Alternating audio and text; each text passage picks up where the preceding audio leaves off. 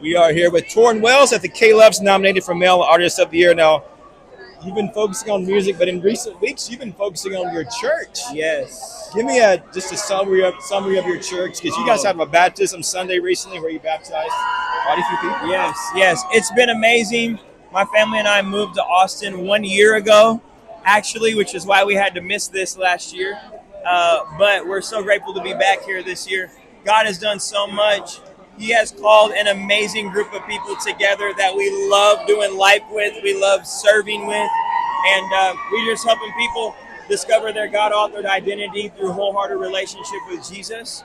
And like you mentioned with baptisms, we've just seen so many people taking steps in their faith, and it's just beautiful to be a part of. I think a lot of people are wondering, how is Tauren Wells going to balance church and music? I've thrown the expectation of balance completely out the window. I want to die empty. I want to give my wife and my kids my best and just be obedient to what God's called me to do, what He's placed in my hands. So I really believe if He's placed it in my hands, there's grace for it, there's room for it. So just trying to follow Him. Tell me the story behind Take It All Back. I love that song. Yes, man. We actually, believe it or not, we wrote this song in the pandemic in 2020. Yes. Wow. And it's just been sitting in our Dropbox for years. And really believed in it from the beginning, really loved it. But my A&R, Josh Bailey, kind of targeted it as one of his favorite songs and decided let's go all in on it, put it on an EP.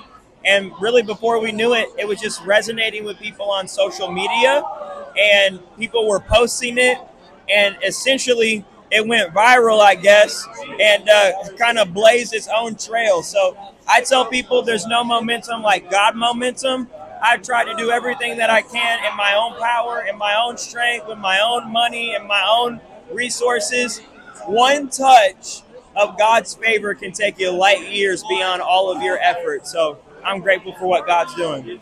What advice would you give Christians who are living in a world that seems to be growing more distant from Christ? I would say stay close.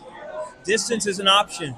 Yeah. You have the power to stay close to God because Jesus is as close as the mention of His name.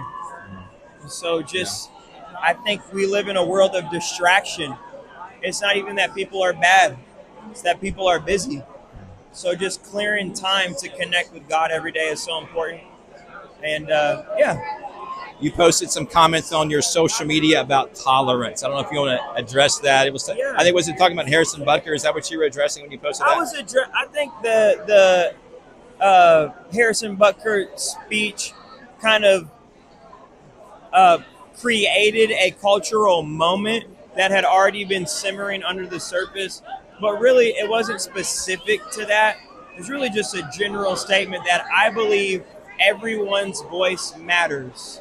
And if we're going to actually be inclusive, then everyone gets to share their perspective. Yeah, I agree. You also have a great podcast, The High Note.